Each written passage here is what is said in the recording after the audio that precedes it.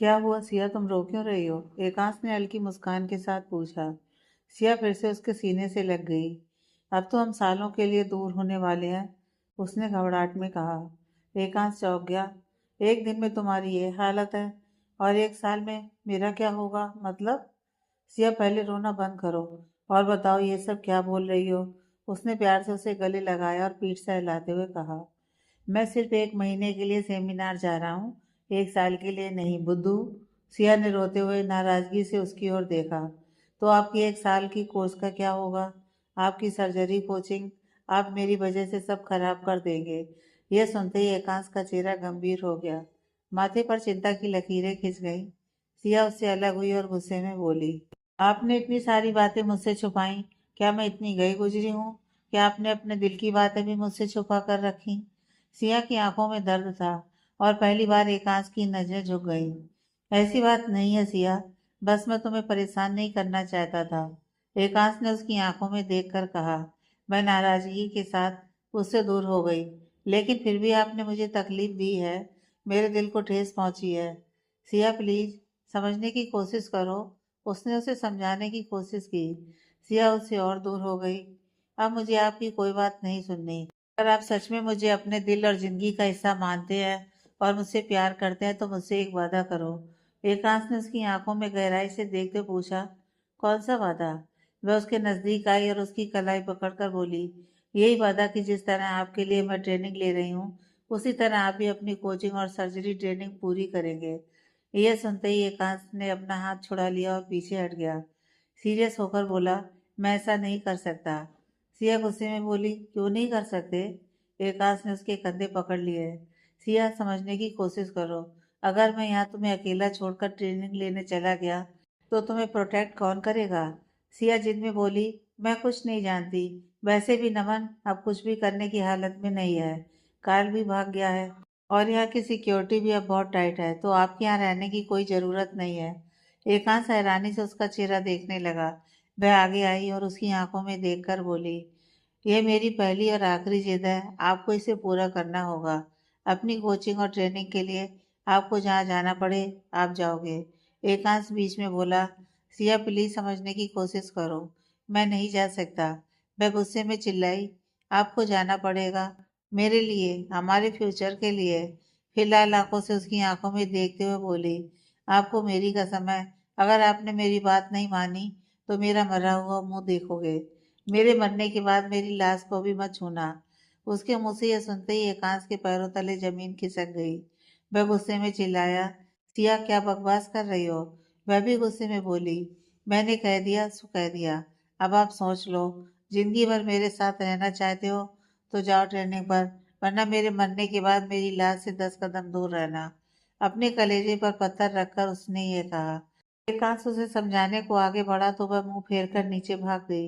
एकांश वही खड़ा देखता रह गया। उसे समझ में नहीं आया कि अचानक सिया को क्या हो गया। उसे कल सेमिनार के लिए निकलना था, इसीलिए वह उससे मिलने आया था, लेकिन सिया ने तो जैसे उसे सालों का वनवास दे दिया था। वह छत की बॉर्डर की ओर पलटा, रेलिंग को दोनों हाथों से पकड़कर गुस्से में आसमान की ओर देखने लगा। क्यों सिया, क्यों किया तुमने ऐसा? जानता हूँ तुम्हारे लिए मैं अपना करियर दांव पर लगा रहा हूँ, लेकिन मैं तुम्हें ऐसे अकेले छोड़कर कैसे जाऊं? क्या पता कब कौन सा दुश्मन तुम्हारे सामने आकर खड़ा हो जाए। वह बहुत देर तक वहीं खड़ा सुलगता रहा। उधर सिया दौड़ते हुए सीढ़ियों से नीचे उतरी। कॉरिडोर से होते हुए रोती हुई वह अपने कमरे की ओर गई। दरवाजा खोलकर अंदर गई और झटके से बंद कर लिया। घुटनों केवल जमीन पर बैठकर वह रोने लगी। कमरे में रिद्धि भी मौजूद थी। उसे ऐसे रोते देखकर वह घबरा गई और उसके पास आई। सिया, तुम ऐसे क्यों रो रही हो? क्या हुआ तुम्हें? उसने पूछा। लेकिन सिया ने कुछ नहीं कहा। सिया प्लीज बोलो ना। तुम तो जीजू से मिलने गई थी, क्या उन्होंने कुछ कहा? तुम दोनों का झगड़ा हुआ क्या? रिद्धि सवाल करती रह गई लेकिन कोई जवाब नहीं मिला। कुछ देर बाद उसे मनाने के लिए एकांश आया। उसे देखते ही सिया बाथरूम में भाग गई। रिद्धि ने परेशान होकर पूछा, जीजू क्या हुआ है आप दोनों के बीच? इतना क्यों रो रही है? कुछ पूछने पर भी नहीं बता रही। यह सुनकर एकांश का दिल और बेचैन हो गया। वह बाथरूम के बाहर आया। सिया प्लीज मेरी बात सुनो, तुम बहुत बड़ी गलती कर रही हो अंदर से उसके रोने की आवाज़ आ रही थी, लेकिन कोई जवाब नहीं। सिया, सुन रही हो ना? प्लीज रोना बंद कर दो। अगर मैं यहाँ से गया तो तुम कैसे मैनेज करोगी? अंदर से सिया ने रोते हुए कहा। वह आप मुझ पर और मेरी किस्मत पर छोड़ दो, और बस इतना जान लो कि अगर आपने मेरी बात नहीं मानी तो मुझे हमेशा हमेशा के लिए खो दोगे। एकांत ने फिर समझाने की कोशिश की। प्लीज, तुम्हें यहाँ मुसीबत में छोड़कर मैं ट्रेनिंग में कंसंट्रेट नहीं कर पाऊंगा। उधर से सिया ने जवाब दिया, आपको करना पड़ेगा। क्या आप अभी मेरी लाश देखना चाहते हैं? अभी मर जाऊं मैं? यह सुनकर एकांश का कलेजा फट सा गया। उसके दिल में तेज दर्द उठा। सिया, प्लीज ऐसा मत करो, ऐसा मत बोलो, वह तड़प कर बोला। सिया गुस्से में बोली, अगली बार मैं बोलूंगी नहीं, करके ही दिखाऊंगी। अब एकांश ने कुछ नहीं कहा।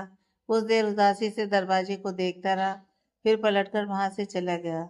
उसके जाने की आहट सुनकर सिया ने तड़प कर दरवाजा खोला, लेकिन बाहर नहीं आई। उसने खुद को कठोर करके अंदर ही रोक लिया। एकांश अकादमी से बाहर निकलकर रोड के किनारे बैठ गया। उसे समझ में नहीं आ रहा था कि वो अब क्या करे। सिया की बात मानकर उससे दूर चला जाए और उसे खतरे में छोड़ दे, या फिर उसे मनाने की कोशिश करता रहे। कुछ देर खामोशी से बैठा रहा, फिर उसने उसे मैसेज किया, सिया, एक बार मेरी बात सुनो। कोई जवाब नहीं आया। उसने कॉल किया, आंसर नहीं हुआ। एक के बाद एक उसने 50 कॉल किए। फोन बजता रहा, लेकिन सिया ने कॉल रिसीव नहीं किया। अब उसने रिद्धि को कॉल किया। जैसे ही कॉल आंसर हुआ, वह बेचैनी से बोला, रिद्धि, प्लीज एक बार उससे बात करवा दो। रिद्धि ने कॉल स्पीकर पर रखकर कहा, क्या करूं जीजू, मुझे कुछ समझ में नहीं आ रहा है। ना वह खुद कॉल रिसीव कर रही है, ना मुझे करने दे रही है, मुझसे भी बात नहीं कर रही।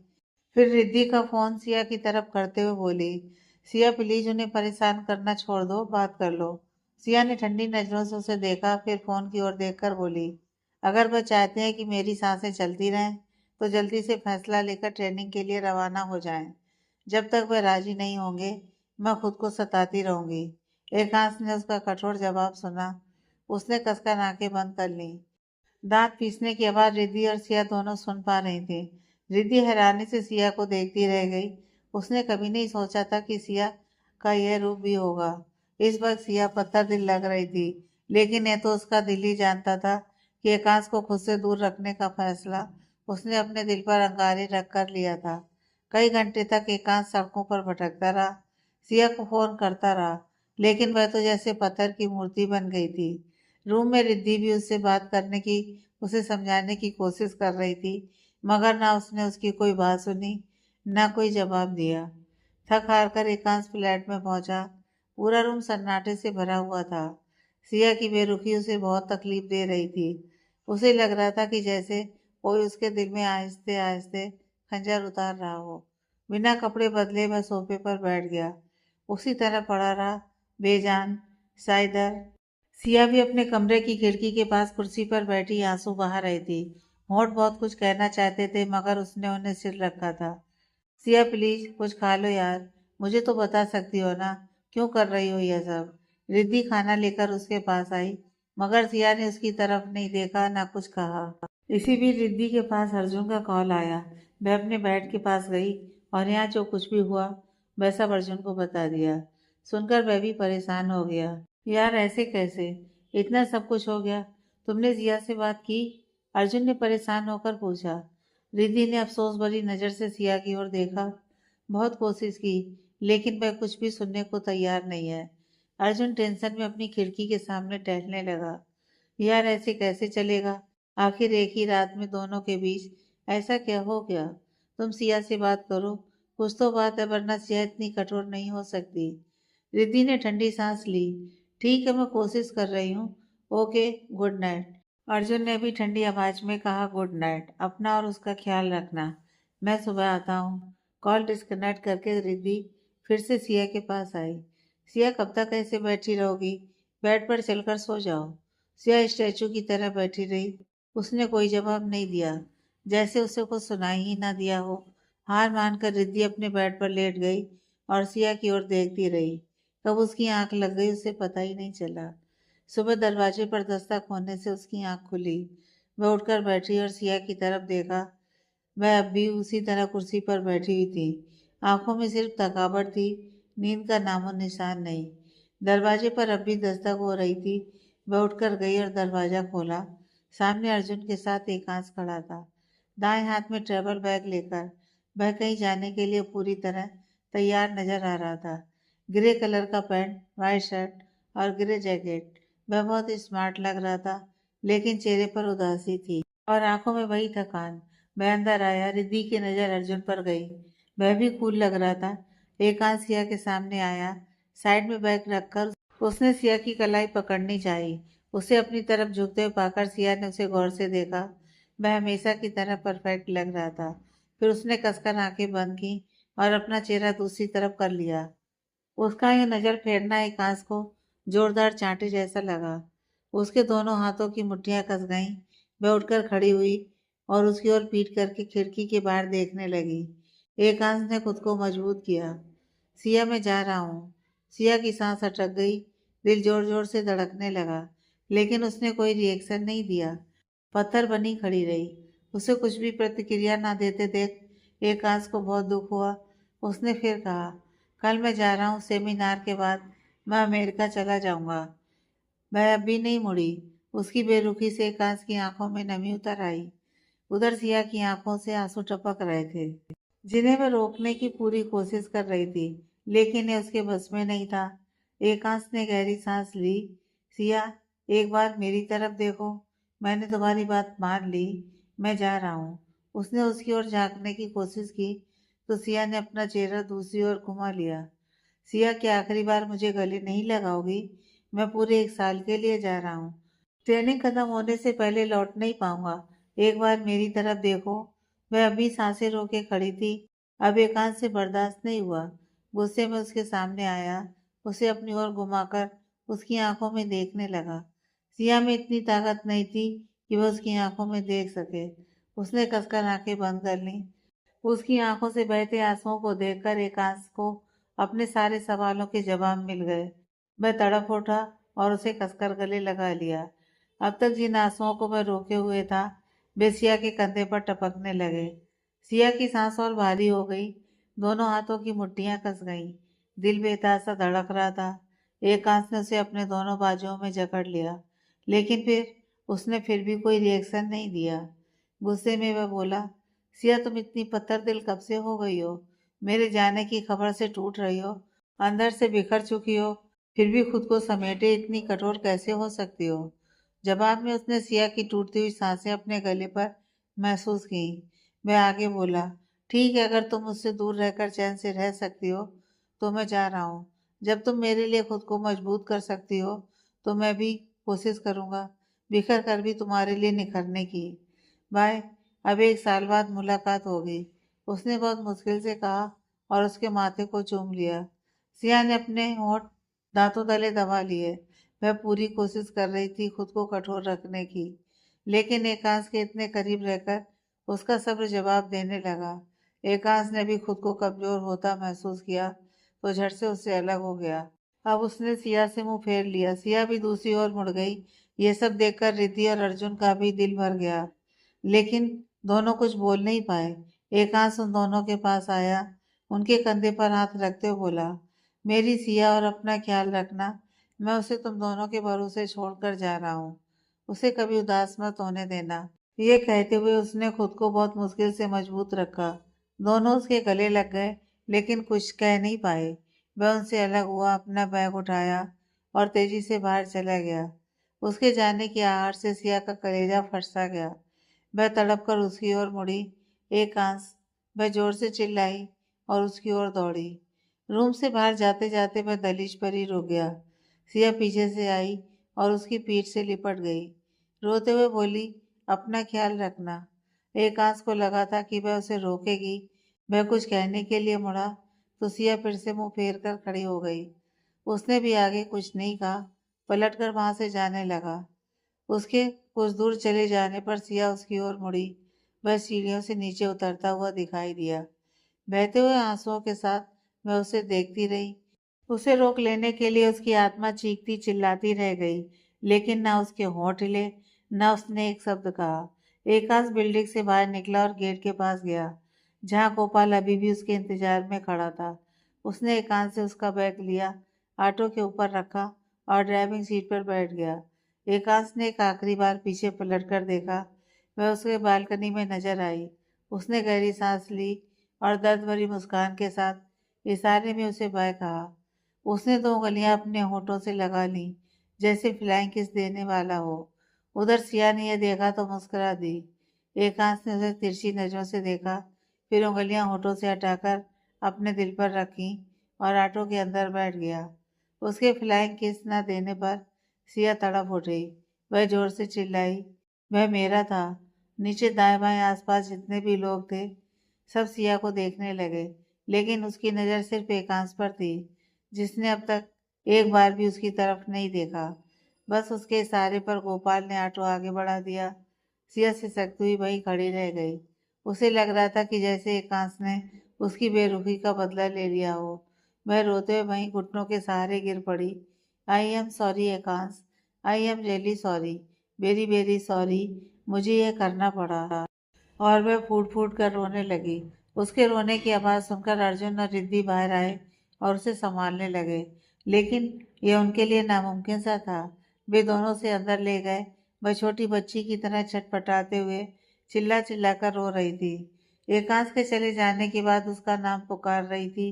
वे दोनों सारी कोशिशें करके थक गए। ना उसका रोना बंद हुआ, ना वे उसे समझा पाए। बहुत देर तक रोने की वजह से उसे हिचकियां आने लगी, सांस लेने में दिक्कत होने लगी और फिर वह धीरे से लुढ़क गई। उसके ऐसे बेजान हो जाने पर वे दोनों घबरा गए। अर्जुन डरी हुई आवाज में बोला, रिद्धि, इसे संभालो, मैं नीचे से डॉक्टर को बुलाकर लाता हूँ। वह तुरंत कमरे के बाहर भागा और इमरजेंसी रूम से डॉक्टर को अपने साथ लेकर आया। डॉक्टर ने सिया को चेक किया और इंजेक्शन तैयार करते हुए बोले, कोई बात इनके दिल को बहुत गहरी लगी है, कोई सदमा जिसे यह बर्दाश्त नहीं कर पाई और डिप्रेशन में चली गई। फिर सिया की बाह में इंजेक्शन लगाते हुए बोले, नॉर्मल होने में टाइम लगेगा, इंजेक्शन से ये पूरा दिन बेहोश रहेंगी, होश आने पर शायद हालत में सुधार हो। दूसरी ओर एकांश की हालत भी सिया से ज़्यादा अलग नहीं थी। वह बस बेहोश नहीं हुआ था, लेकिन दिल में दर्द और उसके लिए तड़प उतनी ही थी। उससे दूर जाते उसे लग रहा था जैसे वह अपनी सांसें पीछे छोड़कर जा रहा हो, धड़कनें धीरे धीरे मंद पड़ रही हो। एयरपोर्ट पहुंचकर उसने गोपाल को बाय कहा और चेक इन के लिए अंदर चला गया। जब उसका बैग चेक किया जा रहा था तभी उसका फोन रिंग हुआ। उसे लगा शायद सिया का कॉल होगा, लेकिन कॉल कंचन जी का था। उसने गहरी सांस ली और कॉल रिसीव किया। उधर से कंचन जी ने कहा, जा रहा है, तेरे पास इतना भी वक्त नहीं कि अपनी माँ को एक फ़ोन करके बता दे। एकांश ने नाराजगी और दर्द भरी आवाज में कहा, यह सब आपने किया है ना, मुझे पूरा यकीन है। सिया को सारी सच्चाई आपने ही बताई और उसी को मजबूर किया मुझसे दूर होने के लिए। कंचन जी की तरफ से कुछ देर खामोशी छा गई, फिर अकड़ के साथ बोली, हाँ तो क्या, तू जिंदगी भर उसकी ही गुलामी करेगा? एकांश गुस्से में बोला, आपने ये बिल्कुल सही नहीं किया। उन्होंने भी उसी लहजे में जवाब दिया, तेरी नज़र में मैंने गलत किया होगा, लेकिन मैंने वही किया जो मेरे बेटे के लिए सही है। रनवे से होते हुए फ्लाइट की तरफ बढ़ते हुए एकांश बोला, मम्मी आपने बिल्कुल भी ठीक नहीं किया। मेरे यहाँ से जाने के बाद अगर सिया के साथ कुछ भी गलत हुआ तो उसकी जिम्मेदार आप होंगी। मैं आपको कभी माफ़ नहीं करूँगा। कंचन जी कठोर स्वर में बोली, मुझे कोई फर्क नहीं पड़ता, मैं बस अपने बेटे के बारे में सोच रही हूँ। उस लड़की के साथ क्या होगा क्या नहीं, यह उसकी किस्मत है। यह सुनकर एकांश का गुस्सा फूट पड़ा। उसने खुद को कंट्रोल करने की कोशिश की, मगर नाकाम रहा। माँ, आप कितनी मतलबी हैं। मैंने सपने में भी नहीं सोचा था कि आप इतनी कठोर हो सकती हैं। फिर बोला, आपको सिया से जरा भी हमदर्दी क्यों होगी? आखिर वह आपकी बहू है, बेटी नहीं। बस एक माँ बनकर सोचिए, अगर सिया के साथ जो हुआ वह आपकी अपनी बेटी के साथ होता तो क्या आप तब भी उसके हाल पर उसे छोड़ देती? यह सुनते ही कंचन जी को गुस्सा आ गया। वह चिल्लाई, एकांश चुप हो जा, तू अपनी हद पार कर रहा है। उसी लहजे में एकांश बोला, क्यों चुप हो जाऊं, मैं सच कह रहा हूँ। आप हमेशा बेटी के लिए तरसती थी ना, इसीलिए भगवान ने आपको बेटी नहीं दी। बहू के रूप में बेटी मिली भी तो आपने उसकी कदर नहीं की। अच्छा हुआ मेरी वह बहन दुनिया में आने से पहले ही आपकी कोख में मर गई। अगर वह दुनिया में आती और उसके साथ सिया जैसा कोई हादसा होता तो आप वैसे भी उसे मार डालती। यह सुनकर कंचन जी का कलेजा फट सा गया। वह और ज्यादा गुस्से में चिल्लाई, एकांश चुप हो जा। एकांश ने आखिरी बार कहा, मुझे खुशी है कि मेरी कोई बहन नहीं है और सिया भी आपसे दूर है।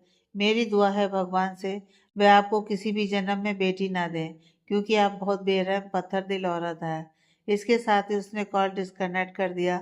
इधर कंचन जी एकांश के शब्दों से घायल सी बेजान होकर सोफे पर गिर पड़ी। उन्होंने सपने में भी नहीं सोचा था कि एकांश उन्हें ऐसा जवाब देगा। उधर एकांश को एहसास नहीं था सिया से दूर होने की तड़प और गुस्से में उसके मुंह से क्या क्या निकल गया। एकांश फ्लाइट में बैठा ही था, तभी एयर होस्टेस ने अनाउंस किया, सभी यात्री अपनी मोबाइल फोन स्विच ऑफ कर ले। फोन ऑफ करने से पहले उसने एक बार सिया को कॉल किया।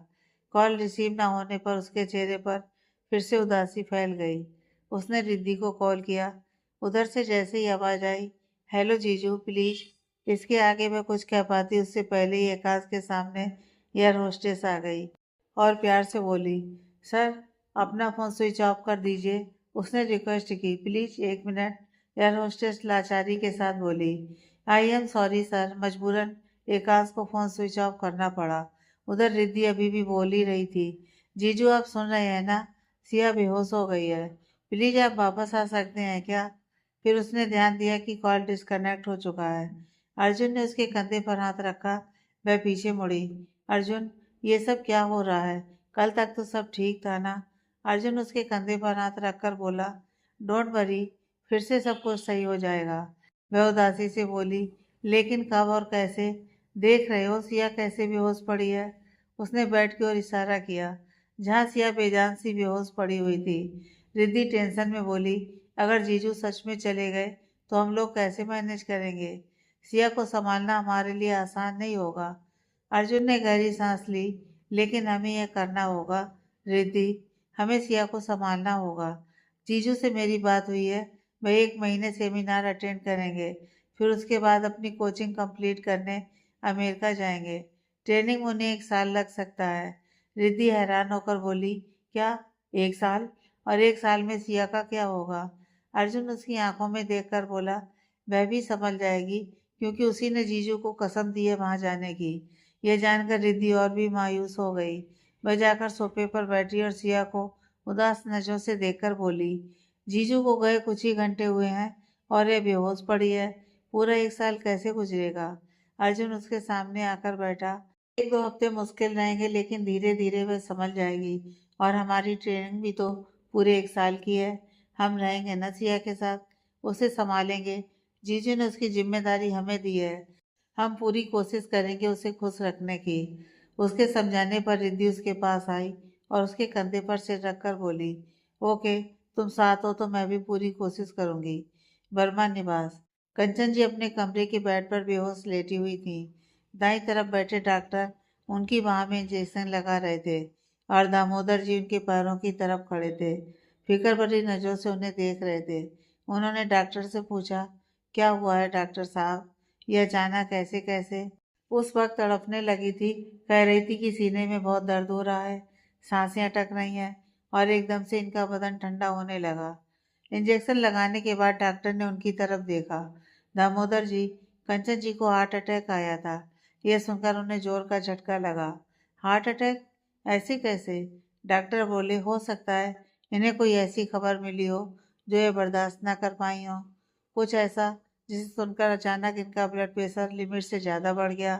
फिर कंचन जी की ओर देखकर बोले, डरने की कोई बात नहीं है, अब ये खतरे से बाहर है। मैंने ट्रीटमेंट कर दिया है, 2-3 घंटे में होश आ जाएगा। उन्होंने एक मेडिसिन स्क्रिप्ट तैयार की, उन्हें देकर चले गए। दामोदर जी भी उनके पीछे गए, गेट तक छोड़कर वापस आए। वे कंचन जी के बगल में बैठ गए और उनकी कलाई पकड़ ली। लगभग 4 घंटे बाद कंचन जी को होश आया। सीने पर हाथ रखकर दर्द से कराहते हुए उन्होंने आंखें खोली और इधर उधर देखने लगी। दामोदर जी ने फिक्र से पूछा, अब आप ठीक है ना? नहीं, अभी भी उतना ही दर्द हो रहा है। वह कराहते हुए उठकर बैठने लगी। दामोदर जी आहिस्ता से उनकी ओर बढ़े और ठीक से बैठने में उनकी मदद करने लगे। कंचन जी ने उनके फिक्र से भरे चेहरे को देखा तो उन्हें एकांश की बातें याद आ गईं। दिल में और दर्द होने लगा। उन्होंने उन्हें ठीक से बैठाया और सामने बैठकर बोले, अब बताओ क्या हुआ? माँ बेटे में फिर कोई अनबन हो गई क्या? जवाब देने की जगह कंचन जी रो पड़ी और उनके सीने से लिपट गई। रोते हुए बोली, आज आपके बेटे ने सारे गड़े मुर्दे उखाड़ दिए। कहता है मैं पत्थर दिल औरत हूँ। जानते हैं, दुआ मांग रहा था कि उसे कभी बेटी नसीब ना हो। उनसे शिकायत करते हुए वह टूटकर रोने लगी। उनकी बातें सुनकर दामोदर जी हैरान रह गए। उन्हें यकीन नहीं हुआ कि एकांश ऐसा कुछ कह सकता है। पहले मुझे सब कुछ साफ साफ बताइए। एकांश ने आपसे ऐसा क्यों कहा? मतलब आपने भी जरूर कुछ किया होगा। सब कुछ बताइए। क्या हुआ था? वह आप पर इतना गुस्सा क्यों हुआ? उनके सवालों के बावजूद कंचन जी रोती रही। उन्होंने उन्हें खुद से अलग किया। मैं कुछ पूछ रहा हूँ ना, बोलिए। अगर उसने ऐसा कहा है तो जरूर कोई बड़ी बात है। कंचन जी हिचकते हुए बोली, अरे ऐसा भी क्या गलत किया मैंने? मैं तो बस अपने बच्चे का भविष्य बनाना चाहती थी। दामोदर जी ने गहरी नजर से देखा। वह कैसे? सब कुछ साफ साफ बताओ। कंचन जी ने नजरें झुका ली। आप तो देख ही रहे हैं ना, हमारा एकांश उस लड़की के आने से कितना बदल गया है। यहाँ की नौकरी को ठोकर मारकर वहां चला गया, अपनी ट्रेनिंग भी अधूरी छोड़ दी और उस लड़की के सपनों को पूरा कर रहा है। वह ये क्यों नहीं सोचता कि कल वह लड़की जब पायलट बन जाएगी और वह मामूली डॉक्टर रहेगा तो क्या वह मेरे बेटे की मेहनत की कदर करेगी?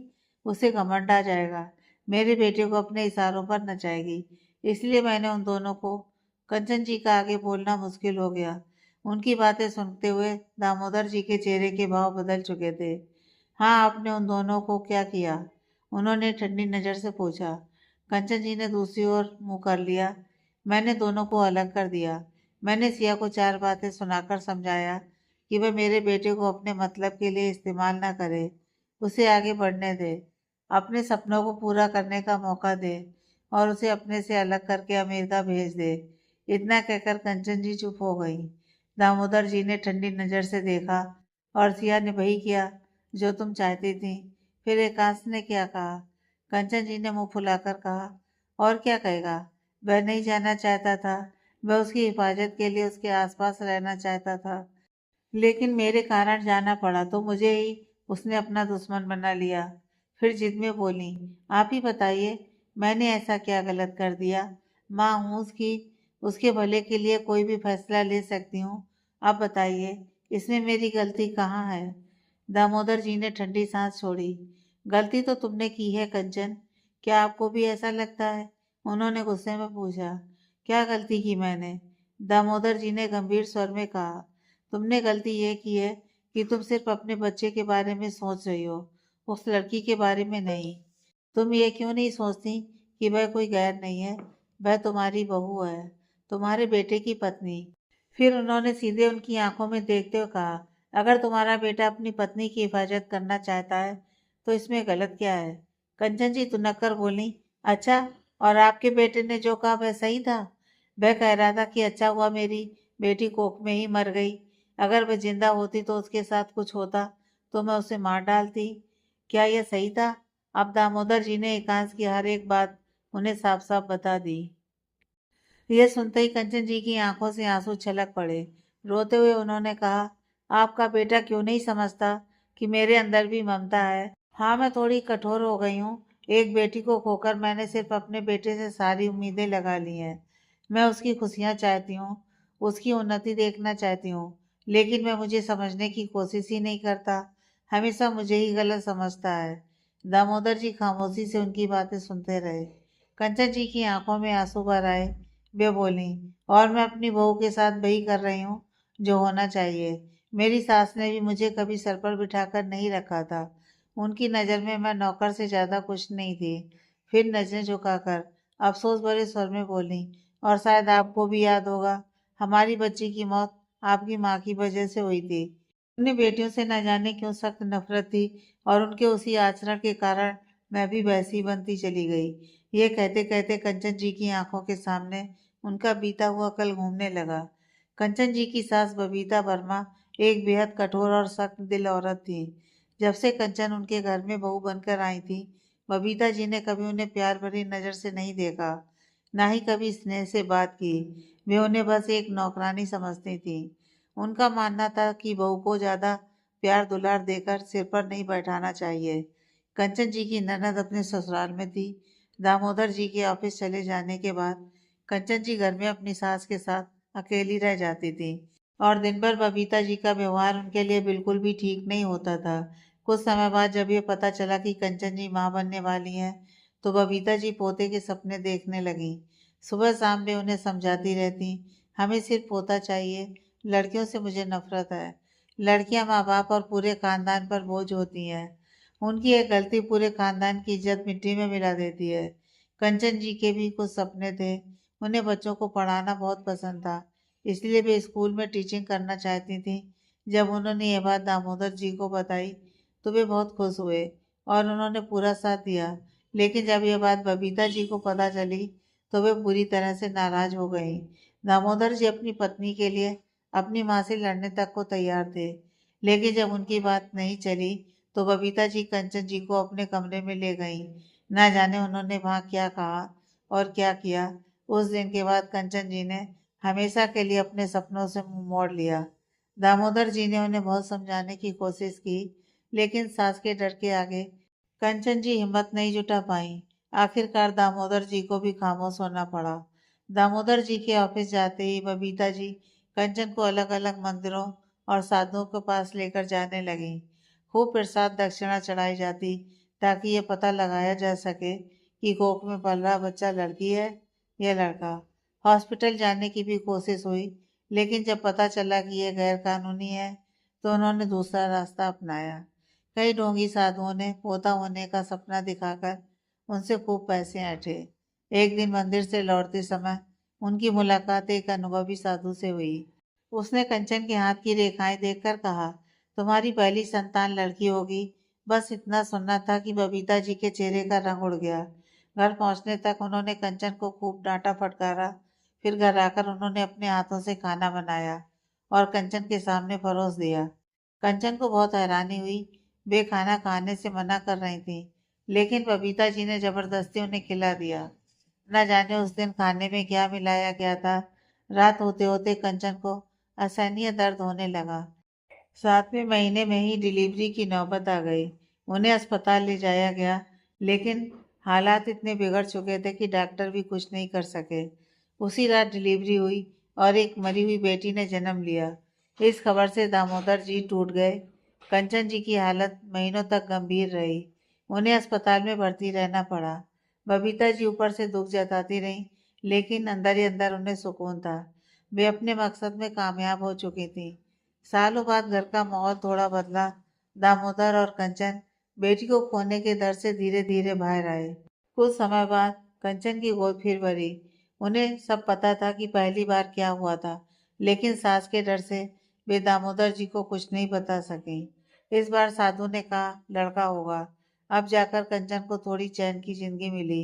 बबीता जी उनका अच्छे से ख्याल रखने लगी, लेकिन बेटियों के प्रति नफरत कभी कम नहीं हुई। उसी संगति में रहकर कंचन भी बदलती चली गई। बबीता जी का हमेशा यही कहना था कि मेरे घर में कभी बेटी पैदा नहीं होनी चाहिए। ये उनकी आखिरी इच्छा थी। एकांश के जन्म के कुछ हफ्तों बाद ही बबीता जी एक भयानक बीमारी की चपेट में आ गईं। मरने से पहले वे बार बार कंचन को अपनी आखिरी इच्छा याद दिलाती रहीं। उनकी मौत बेहद दर्दनाक थी, शायद एक बच्ची की हत्या की साजिश।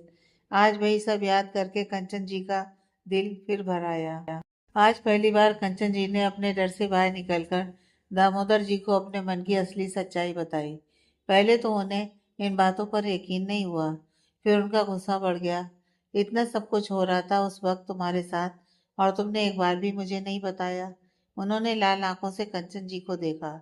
इसलिए जब भी मैं दूसरे बच्चे की बात करता था तो मुझसे नाराज हो जाती थी। कहती थी कि हमें दूसरा कोई नहीं चाहिए। दूसरा आया तो एकांश को उसका हक नहीं मिलेगा। कंचन जी ने रोते हुए अपना चेहरा दूसरी ओर कर लिया। और क्या करती, हमारा और कोई बच्चा होता भी कैसे? उन्होंने कांपती आवाज में कहा। एकांश के जन्म के वक्त आप शहर से बाहर थे और उसके जन्म के साथ ही माँ जी ने मेरा ऑपरेशन करवा दिया ताकि मेरे कोख से दोबारा कोई लड़की ना जन्मे। यह सुनकर दामोदर जी बर्फ की तरह जम गए। आज तक उन्हें यह बात मालूम नहीं थी। गुस्से में कुछ बोलने ही वाले थे कि कंचन जी आगे बोल पड़ी। मैं सब आपको बताना चाहती थी, लेकिन मन में हमेशा डरती रही कि अगर मैं उनसे जुड़ी कोई बात आपको बताऊंगी तो वह मुझे आपसे और हमारे बच्चे से अलग कर देंगी। आप तो दिन भर घर में रहते नहीं थे, आपको क्या पता कि वह मुझे कितना सताती थी। इतना सब कुछ सुनने के बाद दामोदर जी पूरी तरह से स्पीचलेस हो गए। उन्होंने आगे कुछ भी नहीं कहा, बस उठकर उस कमरे से बाहर निकल गए। उनकी आंखों में गहरा दर्द और अफसोस था। व्यवहार हॉल में आकर सोफे पर बैठ गए, अपनी जेब से वॉलेट निकाला और उसे खोला। उसमें कंचन जी की पहली प्रेगनेंसी की तस्वीर थी। उस तस्वीर को छूते ही उनकी आंखों से आंसू बह निकले। वह अपनी उस बच्ची को याद करने लगे जिसे वह बचा नहीं सके। उन्हें हमेशा से अपनी उस मासूम सी बच्ची को खोने का दर्द महसूस होता था। उन्हें हमेशा एक प्यारी सी परी चाहिए थी, लेकिन उन्हें क्या पता था कि उनके पीठ पीछे उनके अरमानों की चिता पहले ही जलाई जा चुकी है। तभी उन्हें अपने कंधे पर कंचन जी की हथेली महसूस हुई। उन्होंने मुड़कर उनकी ओर देखा। उनकी आंखों में आंसू देखकर कंचन जी का कलेजा फट सा गया। वह उनके बगल में बैठ गईं। प्लीज मुझे माफ कर दीजिए, सच्चाई छुपाकर मैंने भी बहुत बड़ी गलती की। कंचन जी ने हाथ जोड़कर उनसे माफी मांगी और रोते हुए उनके सीने से लिपट गई। मैं जानती हूँ हमने जो किया, जो बोला, वह बहुत बड़ी गलती थी। इसके लिए आप हमें कभी माफ नहीं करना चाहेंगे। इस पर दामोदर जी ने खुद को मजबूत किया और उन्हें अपने से अलग करते हुए बोले, अब किसी को माफ करने या ना करने से कुछ भी नहीं बदलेगा। उन्होंने कंचन जी की आंखों में देखकर कहा, बस अगर आगे की जिंदगी तुम चैन से जीना चाहती हो तो खुद को बदल लो। बच्ची को तो तुम बहुत पहले ही खो चुकी हो और बेटा भी तुम्हारी हरकतों से दूर जा रहा है। कहीं ऐसा ना हो कि वह हमेशा के लिए हमसे रिश्ता तोड़ ले। ये सुनकर कंचन जी की आंखें डर से भर गईं। उन्होंने आगे कहा, जरूरी नहीं कि जो तुम्हारे साथ हुआ वही तुम सबके साथ करो। अगर बेटे को खुश देखना चाहती हो तो उसकी खुशी में खुश रहना सीख लो।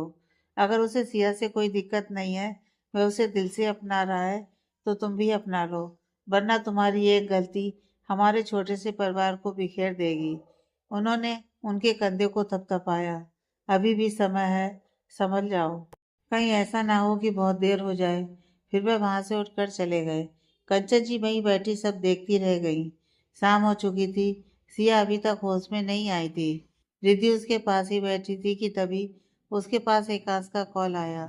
उसने कुछ होकर कॉल रिसीव किया। हेलो जीजू, आप कहाँ हैं? उधर से एकांश ने थकी हुई आवाज में कहा, मैं अमेरिका पहुंच गया हूँ, होटल में हूँ। सिया कैसी है, वह ठीक तो है ना? रिद्धि ने सिया की ओर देखते हुए कहा, कुछ भी ठीक नहीं है जीजू, आपके जाते ही वह बेहोश हो गई थी और उसने डॉक्टर की सारी बातें उसे बता दी। एकांश भी व्याकुल हो गया। उसी वक्त दरवाजे पर दस्तक हुई। रिद्धि ने मुड़कर देखा। अर्जुन डॉक्टर को लेकर आया था। सिया के अब तक होश में न आने से दोनों बहुत टेंशन में थे। जीजू, डॉक्टर साहब आ गए हैं।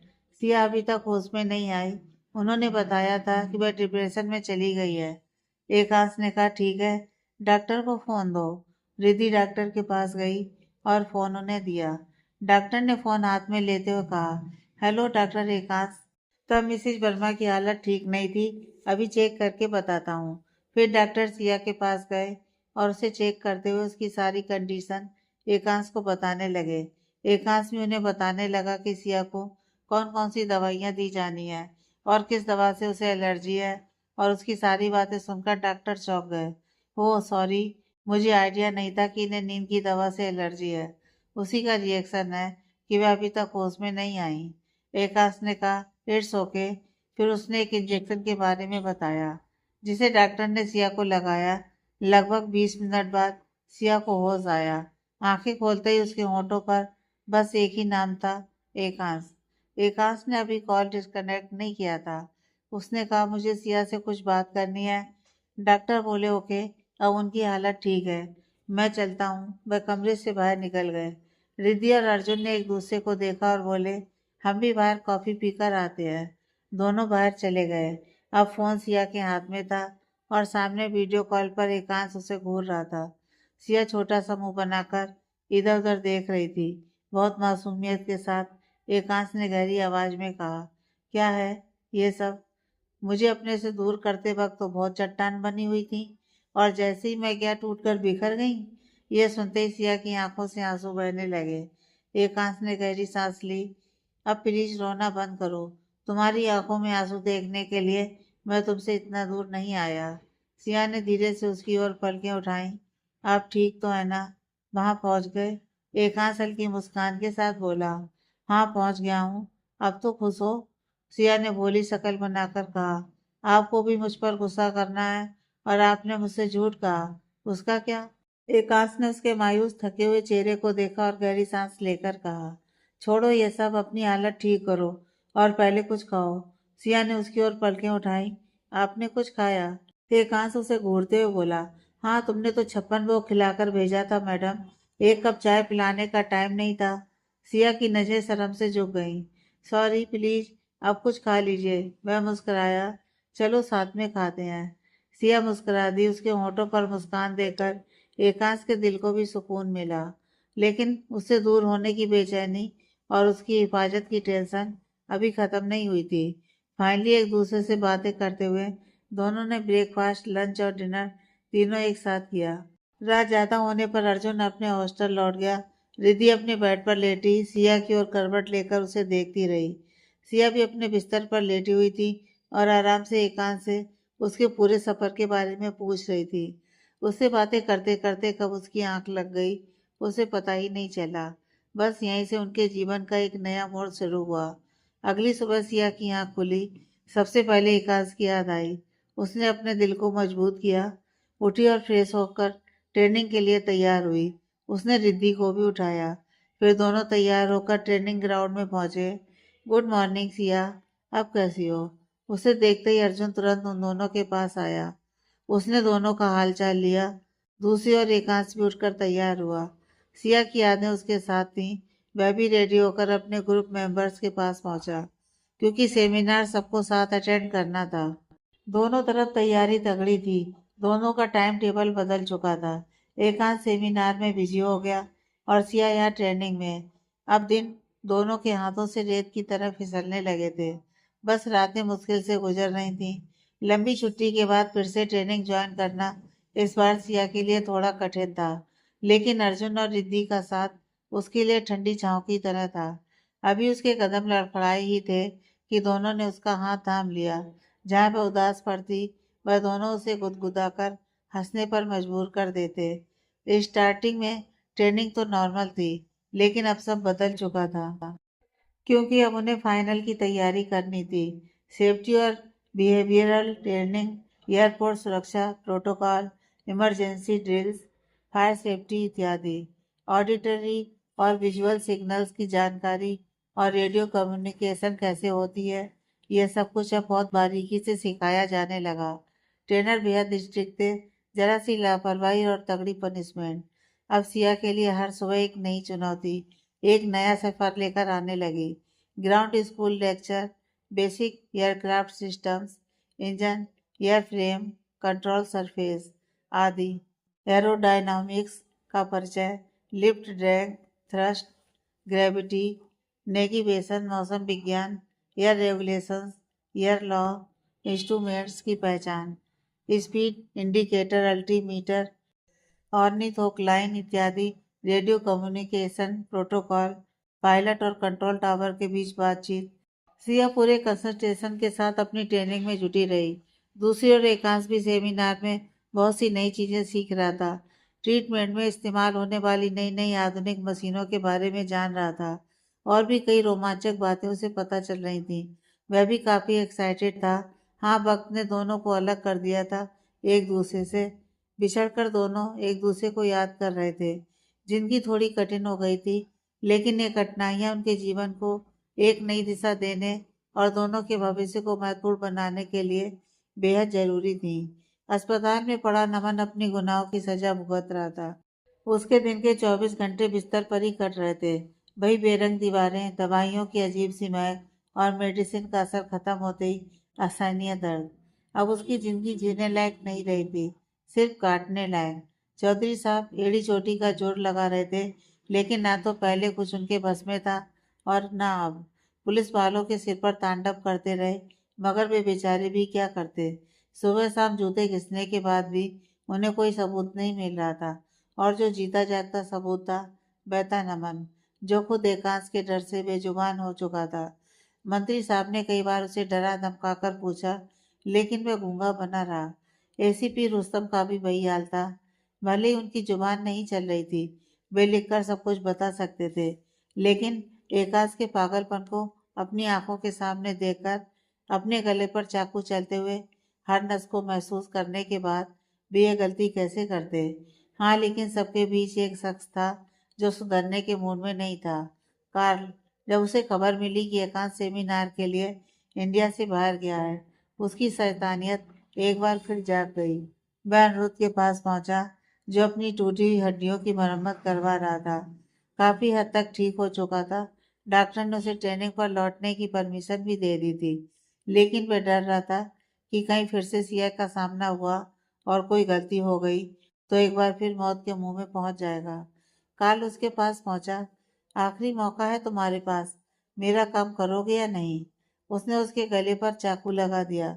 अनिरुद्ध रुकी हुई सांसों के साथ बोला, अरे यार, क्यों मुझे मौत के मुंह में डाल रहा है तू? अगर तेरे अंदर इतनी पावर है तो खुद क्यों नहीं जाता उसके सामने? मुझे प्लीज शिकार मत बना, मैं मरना नहीं चाहता। कार्ल डेविल स्माइल के साथ उसके चेहरे पर झुका। बेटा, प्यार से बोल रहा हूँ, चुपचाप तैयार हो जा, वरना जानता है ना मुझे मुझे खून बहुत पसंद है। इतना कहते उसने बेरहमी से अनिरुद्ध की दाई कलाई की सारी नसें काट दी। वह दर्द के मारे छटपटाने लगा। ये तू क्या कर रहा है? पागल हो गया है क्या? मारना चाहता मुझे? प्लीज छोड़ दे, मैं तेरा दोस्त हूं ना। कार्ल उसे सर्द आंखों से घूरते हुए बोला, तू ट्रेनिंग पर वापस जाएगा या नहीं? मुझे वह चाहिए, मतलब चाहिए। तू कैसे करेगा मुझे नहीं जानना। I don't care. उसके पागलपन भरे लहजे ने अनिरुद्ध की सांसें रोक दी। उसकी आत्मा तक कांप गई। उसे समझ में आ रहा था अब कोई उसे बचाने वाला नहीं है। एक तरफ कुआं था तो दूसरी तरफ खाई। अगर अभी कार्ल को मना करेगा तो वह उसे यहीं मार डालेगा, और अगर उसकी बात मान लेता है तो एकांश फिलहाल यहाँ नहीं है। आखिरकार उसने हार मान ली। ओके, मैं ट्रेनिंग पर जाने के लिए तैयार हूँ, लेकिन तुम पूरी कोशिश करना कि जो भी करो उसमें मेरा नाम ना आए। उसके राजी होते ही कार्ल के होठों पर विक्ट्री स्माइल आ गई। तुम्हें क्या लगता है, तुम जो कहोगे मैं वही करूँगा? मैं वही करूँगा जो मेरा दिल करेगा। फिर वह उसकी आंखों के बेहद पास आया। और तुम वही करोगे जो मैं कहूँगा। सिया को मुझ तक पहुँचाने का काम तुम्हारा, बाकी मैं मैनेज कर लूँगा। यह कहकर वह वहां से चला गया और अनिरुद्ध लाचारी के साथ उसे देखता रह गया। अगली सुबह सिया रिद्धि और अर्जुन के साथ ट्रेनिंग ग्राउंड पर पहुंची। अर्जुन और रिद्धि उसके साथ बदमाशियां कर रहे थे। हंस हंस कर उसकी हालत खराब हो गई थी। असल में जब वह सुबह सोकर उठी तो उसकी एनर्जी डाउन थी। पहली गर्ल्स वाली प्रॉब्लम, दूसरी उसे एकांश की बहुत याद आ रही थी। उसके चेहरे पर उदासी नजर आ गई। तब तो उन दोनों को शैतानियत का नया मौका मिल गया। लेकिन ग्राउंड में पहुंचते ही जैसे ही उन्हें एक चेहरा नजर आया, सबके होंठों की मुस्कान गायब हो गई। अनिरुद्ध ट्रेनिंग यूनिफॉर्म में अपने ग्रुप बॉयज के साथ खड़ा बातें कर रहा था।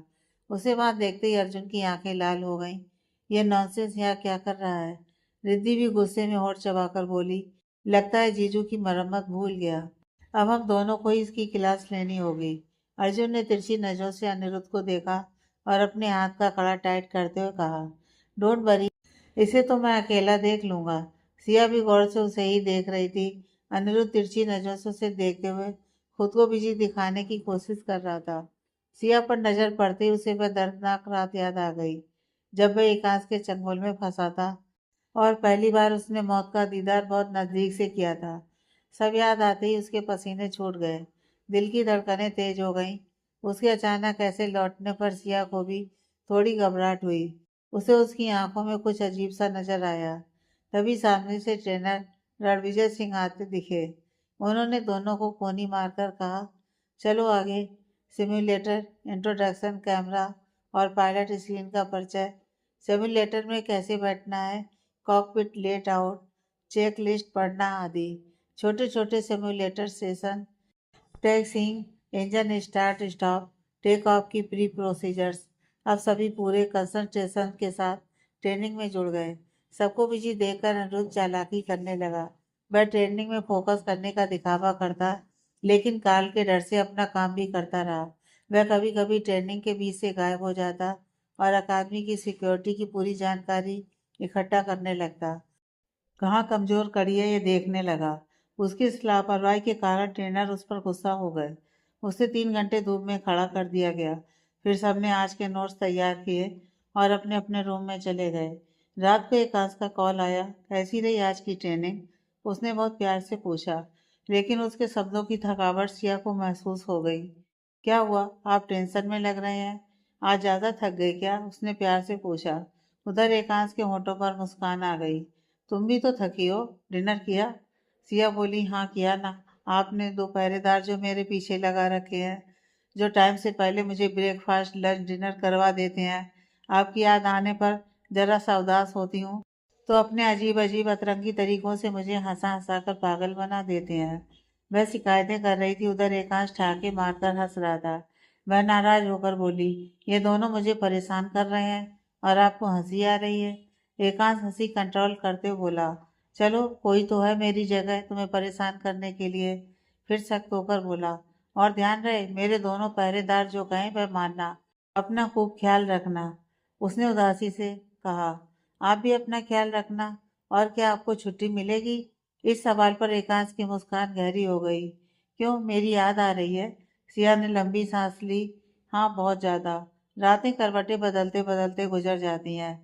आपकी बाहों की वह सुकून भरी नींद बहुत मिस कर रही हूँ, और सबसे ज्यादा आपको। वह मुस्कराया।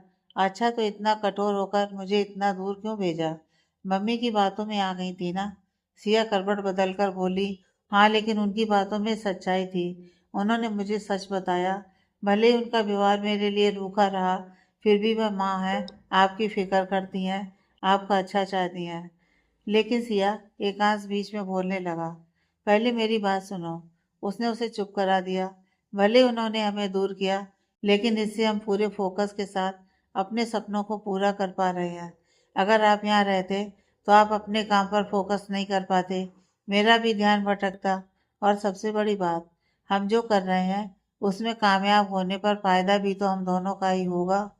उनको क्या मिलेगा? एकांश उसकी बातें ध्यान से सुनता रहा। फिर बोला, तो तुम माँ से नाराज नहीं हो? वह मुस्कुरा दी, बिल्कुल भी नहीं। मेरे पापा भी ऐसे ही करते थे, गुस्सा और नाराजगी दिखाकर अपनी बातें मनवाते थे, और बाद में उनकी बातें मानकर फायदा मेरा ही होता था। फिर उसने लंबी सांस ली। मुझे तो बस उस दिन का इंतजार है जब माँ मुझे सीने से लगा लेगी। जिस एहसास के लिए मैं बचपन से तरसती रही, कभी तो मुझे नसीब होगा। कहते कहते वह इमोशनल हो गई और बिना गुड नाइट कहे कॉल कट कर दिया। एकांश समझ गया, उसके दिल का दर्द एक बार फिर जिंदा हो गया है। अगली सुबह पहला टेक ऑफ का अनुभव। सिम्युलेटर में टेक ऑफ की तैयारी देखना उसके लिए रोमांच से भरा था। दूसरा एयर एक्सपीरियंस, इंस्ट्रक्शन के साथ कुछ जगह घूमना, नई चीजें सीखकर सभी बहुत रोमांचित थे, लेकिन सतर्क भी, क्योंकि घूम फिरकर अनिरुद्ध की नज़र सिया पर ही टिक जाती थी। अर्जुन और रिद्धि साथ साथ उसकी हर नज़र का पीछा कर रहे थे। उन्हें सिर्फ शक नहीं था, यकीन था कि वह कुछ न कुछ गड़बड़ करने वाला है। दोनों तय कर चुके थे कि इस बार दुश्मन कामयाब नहीं होगा, इसलिए वे साय की तरह सिया के साथ थे। उधर उनकी यही सतर्कता अनिरुद्ध की हालत खराब कर रही थी। काल उसके सिर पर यमराज बनकर बैठा हुआ था। उसने काल को कॉल किया, यार ये दोनों उसका पीछा ही नहीं छोड़ रहे हैं, क्या करूं मैं? उधर से काल का जवाब आया, अगर जिंदा रहना चाहता है तो किसी भी तरह उससे दोस्ती कर, और अगर नहीं तो उसे वहां से गायब करने का तरीका निकाल, वरना मरने के लिए तैयार रहना। ये तुम क्या बकवास कर रहे हो? मंत्री साहब नमन से बोले। सुबह को वह नमन से मिलने आए थे, लेकिन आज उसने जो कहा उसे सुनकर उनका पारा गर्म हो गया। वह गुस्से में उसे घूरते हुए बोले, अब तक तो तुम्हारी जुबान में दही जमी थी, और आज जुबान खुली भी तो ये बोल रहे हो? ये कभी नहीं हो सकता। नमन उनकी आंखों में देखकर बोला, क्यों नहीं हो सकता? जब मैंने ये सारे गुनाह किए हैं तो मुझे सजा मिलनी चाहिए। कमिश्नर को बुलाइए, मुझे बयान देना है। मंत्री साहब गुस्से में उस पर चिल्लाने ही वाले थे कि तभी पीछे से कारला गया। क्या हुआ अंकल, आप इतने भड़के हुए क्यों हो? उसने उनके गुस्से से लाल चेहरे को देखकर पूछा। मंत्री साहब बोले, समझो इस पागल का दिमाग खराब हो गया है। कार्ला उन्हें और नमन को कंफ्यूजन से देखने लगा। उसे कुछ समझ में नहीं आया।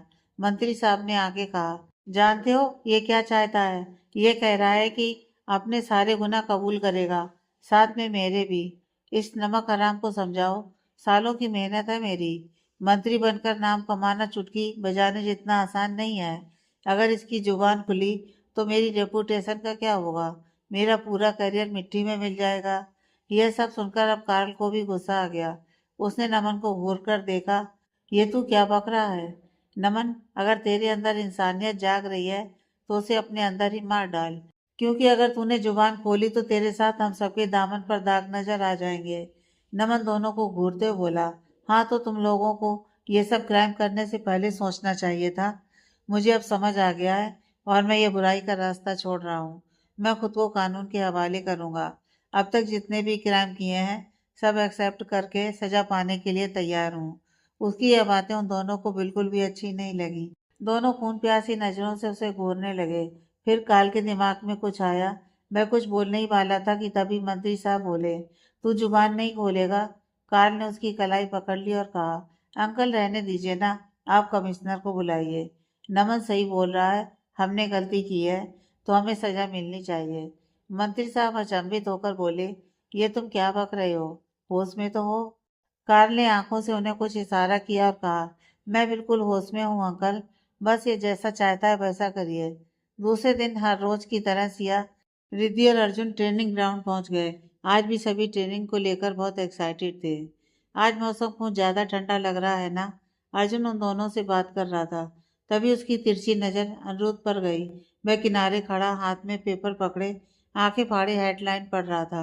उसकी फटी हुई आंखें और हैरानी से सफेद पड़ा चेहरा देखकर अर्जुन को कुछ अजीब सा लगा। मैं अभी आया, ये बोलते हुए साइड से उसके पास पहुंचा। चुपके से अनिरुद्ध के पीछे से जब उसने पेपर में झांक कर देखा तो उसकी आंखें भी 4 गुना बड़ी हो गईं। वो सीट हैरानी के मारे उसके मुंह से निकल गया और उसने तुरंत उसके हाथ से पेपर छीन लिया। अनिरुद्ध धक्का खाया हुआ सा साइड हो गया। उसकी हालत ऐसी थी जैसे किसी ने उसे आसमान से जमीन पर पटक दिया हो। अर्जुन आंखें फाड़ी पेपर की हेडलाइन पढ़ रहा था।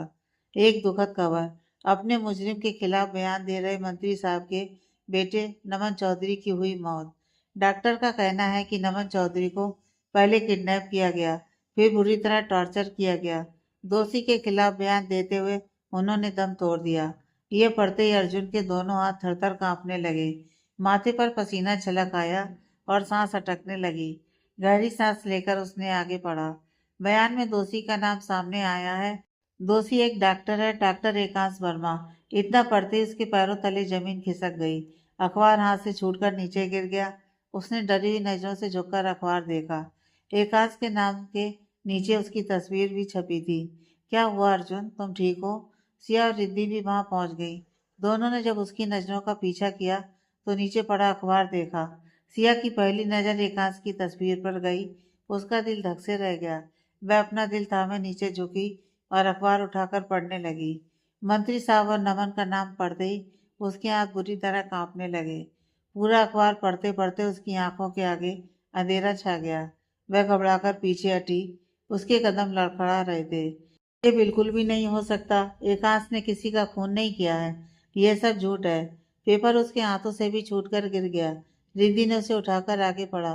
मंत्री के बेटे के खून के जुर्म में एकांश वर्मा के खिलाफ वारंट। सुप्रीम कोर्ट ने 1 हफ्ते में गिरफ्तारी का आदेश दिया। यह सब उनके लिए बहुत बड़ा झटका था। इतना बड़ा कि किसी और को संभालना तो दूर, उनमें से कोई खुद को भी संभाल नहीं पा रहा था। उधर इन सबसे अनजान एकांश आज भी सेमिनार अटेंड करने में बिजी था। आज का सेमिनार उसके लिए बहुत इम्पोर्टेंट था। तभी सेमिनार के बीच 2 इंडियन पुलिस ऑफिसर वहां पहुंचे। एकांश अपने ग्रुप में टॉपिक डिस्कस कर रहा था, इसलिए उसका ध्यान उन पर नहीं गया। पुलिस वाले सेमिनार के सीनियर के पास गए और उनसे बात करने लगे। पूरी जानकारी मिलने पर वे भी हक्के बक्के रह गए। दोनों इंस्पेक्टर वहां मौजूद डॉक्टरों और मेल नर्सों को साइड करते हुए एकांश की तरफ पहुंचे। वह हाथ में फाइल पकड़े अपने साथियों को कुछ समझा रहा था। इंस्पेक्टर ने फाइल के ऊपर हथकड़ी रखते हुए कहा, doctor Ekansh Verma, you are under arrest. Ekansh ने हैरानी से उनकी ओर देखा, लेकिन इससे पहले कि वह कुछ समझ पाता, इंस्पेक्टर ने उसके हाथों में हथकड़ी लगा दी। व्हाट द हेल इंस्पेक्टर, आप किस जुर्म में मुझे अरेस्ट कर रहे हैं? दूसरा इंस्पेक्टर घूरते हुए बोला। नजर नीचे रखो, पहले खून किया और अब आंखें दिखा रहा है। चल लॉकअप में बताते हैं। वह जवाब देने ही वाला था कि दूसरे इंस्पेक्टर ने उसका कॉलर पकड़ लिया। यह देख एकांश के सारे डॉक्टर दोस्त गुस्से में आ गए। आदित्य आगे बढ़ा। इंस्पेक्टर, ये क्या बदतमीजी है? कॉलर छोड़िए। उसने एक ही झटके में एकांश को उनके हाथ से छुड़ा लिया और गुस्से में बोला, आपको मालूम भी है कि एक डॉक्टर के गिरेबान में हाथ डालकर आप कितनी बड़ी गलती कर रहे हैं? दूसरा इंस्पेक्टर बोला, हम सिर्फ अपनी ड्यूटी कर रहे हैं। इनके नाम का वारंट है। इन्हें कहो चुपचाप हमारे साथ चलें। फिर भी एकांश को अपने साथ ले गए। एकांश के सारे दोस्त परेशान हो गए। आदित्य ने उसे आवाज देकर कहा, एकांश तुम फिक्र मत करना, मैं भी आ रहा हूँ। रिद्धि और सिया टेंशन में रूम में बैठी हुई थी। तभी धीरे से दरवाजा खुला। दोनों की बेचैन नजरें उधर चली गईं। सामने अर्जुन खड़ा था। उसे देखते ही सिया तेजी से उसके पास पहुंची। क्या हुआ? क्या उन लोगों ने उनको अरेस्ट कर लिया? जल्दी बोलो। सवाल करते हुए उसकी नजर अर्जुन के चेहरे पर थी, जहां उदासी साफ दिखाई दे रही थी। वह आगे बढ़ा और सोफे पर जाकर बैठ गया। ठंडी सांस लेकर बोला, हाँ मैंने पता किया, जीजू को अरेस्ट कर लिया गया है। फिर कुछ रुककर बोला, और यह भी पता चला है कि पोस्टमार्टम के बाद नमन की बॉडी को जला दिया गया है। यह सुनकर सिया और रिद्धि की टेंशन और बढ़ गई। सिया परेशान होकर बोली, अब हम क्या करेंगे? अर्जुन सोचते हुए बोला, ये तो मुझे भी नहीं पता, बस इतना मालूम हुआ है कि कल जीजू को कोर्ट में पेश करेंगे। रिद्धि टेंशन में बोली, लेकिन अब हमें क्या करना चाहिए? जब मंत्री के बेटे की डेथ हुई है तो वह किसी छोटे मोटे वकील को तो नहीं पकड़ेगा, और जीजू को बचाने के लिए हमें किसी बड़े वकील की जरूरत होगी। अर्जुन भी गहराई से सोचते हुए बोला, तुम्हारा कहना सही है, लेकिन जब इतने पावरफुल लोग इस केस में हैं तो क्या कोई वकील हमारा साथ देगा? अर्जुन की बातें सुनकर सिया की आंखों में आंसू आ गए। उसे एकांश की बहुत फिक्र हो रही थी। वह तीनों एकांश के लिए दुआ करते हुए उसे बचाने की तरकीब सोचने लगे। दूसरी ओर एकांश को लॉकअप के अंदर डाल दिया गया था। पुलिस वाले उसके खिलाफ कार्रवाई करने में जुटे हुए थे। आदित्य और एकांश के बाकी दोस्त एक वकील के साथ वहां पहुंचे, मगर जैसे ही उन्होंने एकांश की जमानत की बात इंस्पेक्टर से की, वह गुस्सा हो गया। उसने गुस्से में कहा, तुम सबने कानून को मजाक समझ रखा है क्या? पहले खून करो और फिर जमानत। आज तो जमानत किसी कीमत पर नहीं होगी, और शायद कल भी नहीं। एकांश के सपोर्टर वकील बोले, आपको इन्हें जमानत पर छोड़ना होगा। इंस्पेक्टर साहब, इनके जमानत के लिए जो भी डॉक्यूमेंट चाहिए सब हम लेकर आए हैं, और अभी सिर्फ 4:30 बजे हैं। आपको ये जमानत एक्सेप्ट करनी होगी। वकील की बातें सुनकर इंस्पेक्टर ने उन्हें तीखी नजरों से देखा, फिर आदित्य की ओर देखकर हंसने लगा और दांत पीसते हुए बोला, आप भले ही पूरी तैयारी करके आए हैं, लेकिन ऊपर से ऑर्डर है कि इन्हें जमानत न दी जाए। डेविल स्माइल के साथ उसने वकील की आंखों में देखा, अगर आपको इन्हें जमानत दिलवानी है तो जाकर ऊपर से ऑर्डर लेकर आइए। इंस्पेक्टर की बातें सुनकर आदित्य और बाकी दोस्तों को बहुत गुस्सा आ रहा था, लेकिन कोई भी अपने गुस्से में गलती नहीं करना चाहता था, इसलिए सब खामोश रहे। वकील ने अपनी तरफ से इंस्पेक्टर को समझाने की बहुत कोशिश की, अपनी पहुंच भी इस्तेमाल की, लेकिन एकांश के खिलाफ ऐसा जाल बिछ चुका था कि वे लोग उसे जमानत नहीं दिलवा पाए। इधर सिया, रिद्धि और अर्जुन की पूरी रात टेंशन में गुजरी। अगली सुबह वे सभी कोर्ट पहुंचे। उन्हें पता ही नहीं था कि एकांश की तरफ से आदित्य और उनके दोस्तों ने पहले से ही वकील हायर कर लिया है। तीनों अपनी तरफ से एकांश के लिए वकील ढूंढ रहे थे। सिया एक वकील से एकांश के लिए बात कर रही थी, तभी वकील ने किसी को देखा और वहां से चुपचाप खिसक गया। Good morning sweet heart. पीछे से सिया को किसी की शैतानी आवाज सुनाई दी। उसने मुड़कर देखा तो उसकी आंखें चौड़ी हो गईं।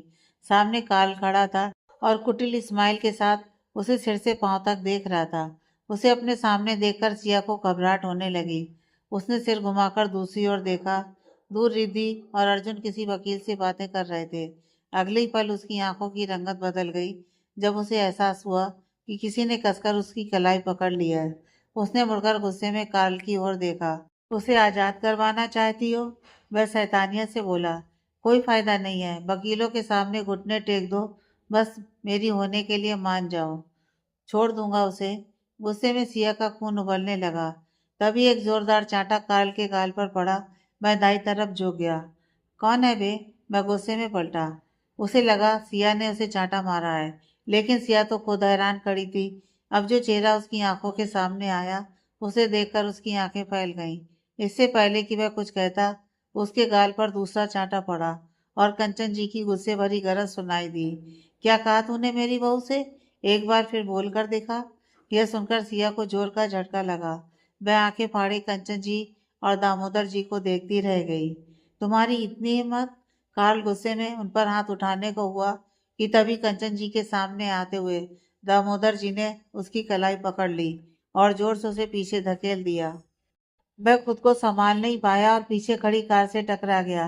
गिरते गिरते बचा और संभल कर खड़ा हुआ। खूनी नजरों से उन सभी को घूरने लगा।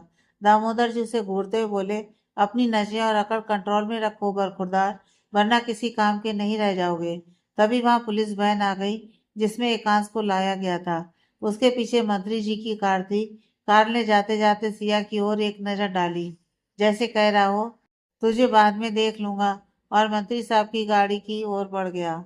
सिया उन दोनों के साथ साथ एकांश को देख रही थी, जिसे पुलिस वाले वैन से बाहर निकालकर कोर्ट की तरफ ले जा रहे थे। उसके दोनों हाथों में हथकड़ी देखकर सिया की आंखें भर आईं। तभी उसे कंधे पर ममता भरा स्पर्श महसूस हुआ। उसने मुड़कर देखा। कंचन जी नरम आंखों से उसे देख रही थी। फिक्र मत कर, हम आ गए हैं ना। ये शब्द सिया के लिए रेगिस्तान में तड़पते मुसाफिर को अमृत मिल जाने जैसे थे। ज्यादा चिंता मत करो, एकांश के दोस्तों ने उसके लिए वकील कर लिया है और हमें सब कुछ मालूम हो गया है। दामोदर जी के कहते ही उसकी आंखों से और आंसू बहने लगे।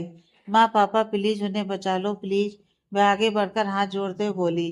दोनों ने उसके कंधे पर हाथ रख दिए, जैसे कह रहे हो हम तुम्हारे साथ हैं। सभी कोर्ट के अंदर गए। जज साहब के अलावा सब आ चुके थे। सिया के अंदर आते ही कार्ल ने मंत्री जी को उसकी ओर इशारा करके बोला, यही है वो लड़की जिसकी वजह से यह सब हुआ। सिया पर नजर पड़ते ही मंत्री साहब की आंखें अंगारे उगलने लगीं। अगर वे इस वक्त कोर्ट में ना होते तो शायद सिया को कई गोलियां मार चुके होते। Next part.